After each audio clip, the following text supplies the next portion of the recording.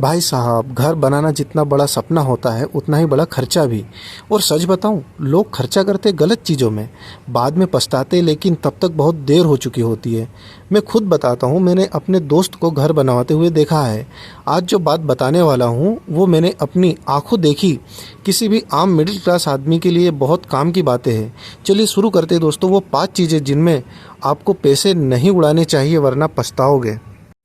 कई लोग सोचते हैं कि हर कमरे के साथ अटैच बाथरूम होना ज़रूरी है, लेकिन हकीकत ये है कि 3 कमरे हैं और सिर्फ 3 लोग रहते हैं घर में, तो तीनों वाशरूम यूज़ भी नहीं होते हैं।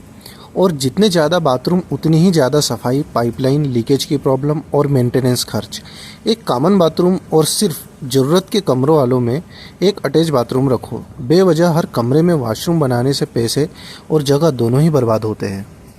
जब घर बन रहा होता है तो लोग सोचते हैं स्विच कहाँ लगाए, ये तो बाद में देख लेंगे, और यही सबसे बड़ी गलती होती है। बाद में जब सामान रख दिया जाता है तब पता चलता है कि टीवी के पीछे तो ये स्विच छुपा हुआ ही नहीं है, बेड के पास मोबाइल चार्जिंग पॉइंट ही नहीं है, ये किचन में मिक्सर और अन्य अप्लाइंसेस के लिए तो स्विच बोर्ड दिए ही नहीं। फिर क्या होता है, एक्सटेंशन बोर्ड लगाओ, वायरिंग एक्स्ट्रा करवाओ या दीवार तोड़कर दोबारा फिटिंग करवाओ। और ये सब चीज़ें न सिर्फ खर्च बढ़ाती है बल्कि पूरे घर की सुंदरता को भी ख़राब करती है। बिजली का प्लान सबसे पहले सोच समझ कर तैयार करना है। कौन से कमरे में क्या क्या इलेक्ट्रिक पॉइंट लगने हैं, कहाँ पर चार्जिंग पॉइंट देना है, फ्यूचर में यदि एसी लगवाना है या गीज़र लगवाना है या वॉशिंग मशीन लगवानी है तो उसके लिए कहाँ कहाँ पर कौन कौन से पॉइंट देने हैं और किस एम्पियर के देने हैं। बेड के पास, स्टडी टेबल के पास, टीवी यूनिट के पास स्विच बोर्ड सही जगह पर लगाओ।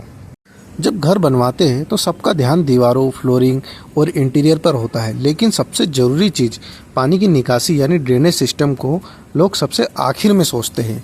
फिर क्या होता है, बारिश में पानी आता है, छत भर जाती है, बाथरूम का पानी धीरे धीरे निकलता है और बारिश के बाद घर के सामने कीचड़ या पानी जमा रहता है।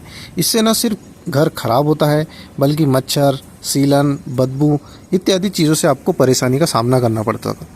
छत पर पानी निकासी के लिए कम से कम 2 से 3 पॉइंट लगवाएं। बाथरूम और किचन का ढलान सही रखें ताकि पानी रुके नहीं। घर के चारों ओर स्लोप ऐसा रखें कि बारिश का पानी बाहर निकल जाए, घर के अंदर न घुसे। चाहे वो रेन वाटर हार्वेस्टिंग सिस्टम भी लगवा सकते हैं आप। एक बार का खर्च लेकिन जीवन भर फायदे में रहेंगे। घर की फ्लोरिंग के लिए कोई ज़रूरी बात ये नहीं दोस्तों कि आपको इटली से इम्पोर्टेड टाइल्स लगवाना ज़रूरी हो। हकीकत ये है कि आज के समय में जो लोकल ब्रांड्स है मार्केट में अवेलेबल, वो बहुत अच्छी और टॉप की क्वालिटी प्रोवाइड कर रहे हैं टाइल्स के मामले में, जो कि एक अच्छी टिकाऊ और लो मेंटेनेंस टाइल्स है। और इसके डिज़ाइंस भी इतने अवेलेबल हैं कि आप थक जाएंगे देखते देखते।